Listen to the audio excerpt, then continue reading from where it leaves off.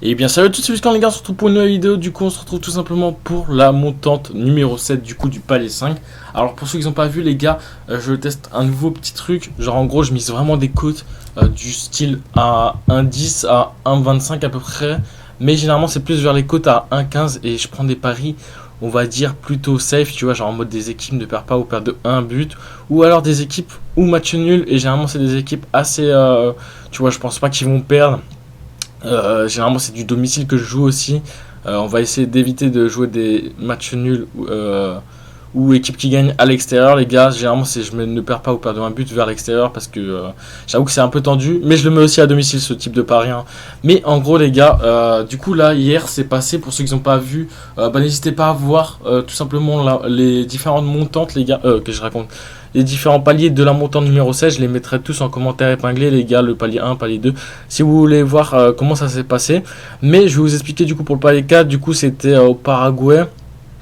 Je t'avoue que j'ai plus trop les équipes en tête, mais en gros l'équipe devait gagner parce que il y avait un truc qui se jouait et ils étaient à 31 points ex aequo avec une autre équipe et c'était une équipe pas très forte à l'extérieur. Ils ont gagné les gars. Ils gagnaient 1-0, je crois qu'ils se sont fait égaliser un moment, je sais plus. Ah non, ils gagnaient 2-0 même. Et après, ils ont pris un petit but à la fin, à la 95e, je crois. Donc, les gars, moi, c'était victoire au match nul à 1,15 qui est passé tranquillou.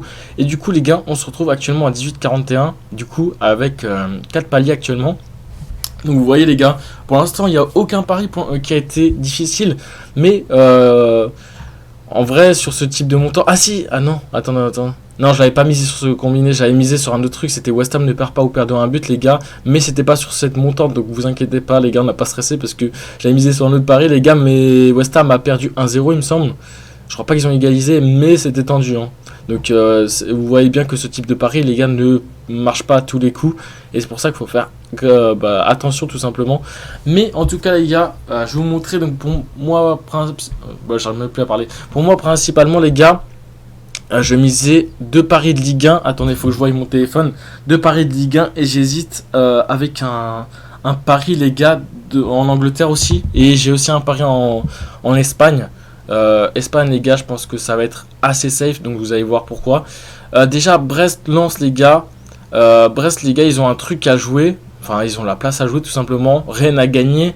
Donc pour moi, nul ou Lens passerait, je pense.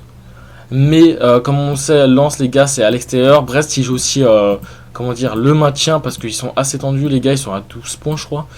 Et du coup Brest joue aussi quelque chose. Donc sur ce type de pari j'ai un peu peur qu'ils arrivent à marquer Brest et ça finisse en 1-0 tu vois. C'est pour ça que je vais assurer avec Lens ne perd pas ou perd un but exactement. Voilà. Et du coup pour moi je pense que ce pari, je pense que ça va passer.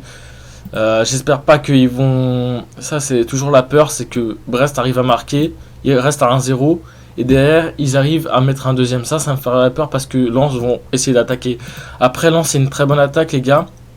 Donc, pour moi, s'ils perdent 1-0, ils vont forcément égaliser derrière. Donc, pour moi, je pense pas qu'ils vont perdre. Et je trouve que la cote à 1,10 est pas mal pour ne perdre pas ou perdre un but. Franchement, j'en ai trouvé des cotes plus nulles que ça. Après, c'est vrai que j'aurais pu assurer sur un 1-0-2, mais. En vrai, vous allez me dire déjà les cotes elles sont pas élevées. Bref, on verra si je change entre temps, je sais pas. Mais ne perd pas ou perd de 2 buts ou moins, je pense pas que ça va être compliqué. Mais après, je t'avoue qu'on est sur une montante de 10 euros.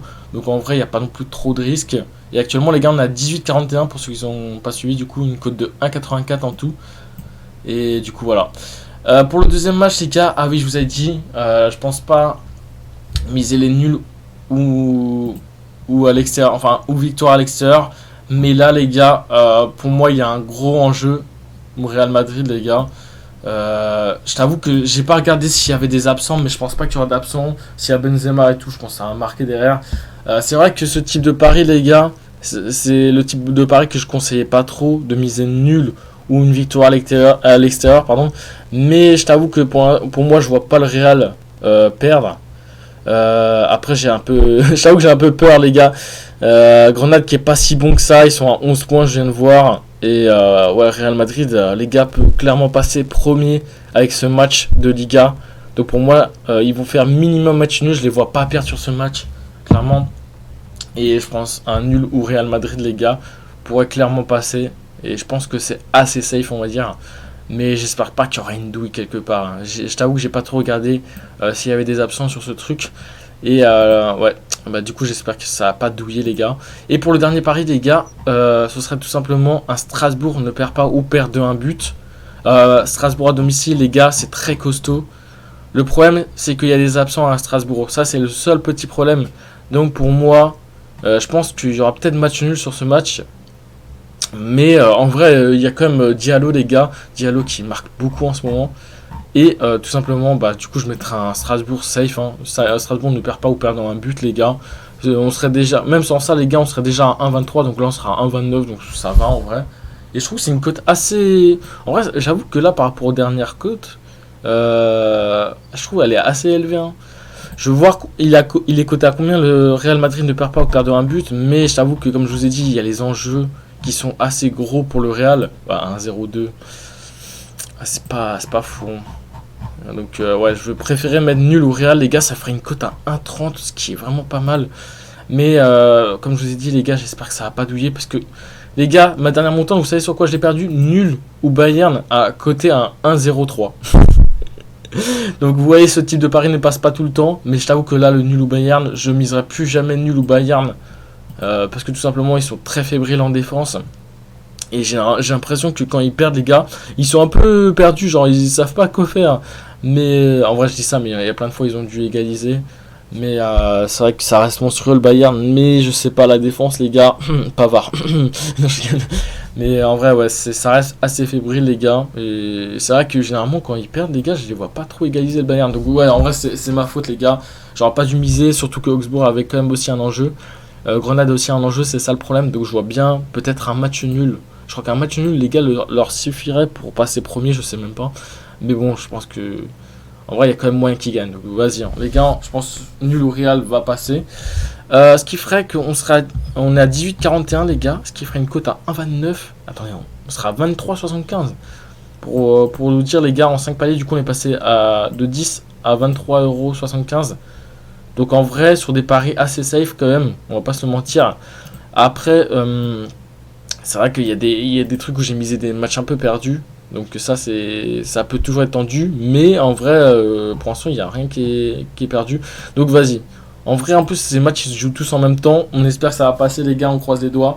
Et bah voici, on va miser. Bah du coup, là, je miserai après.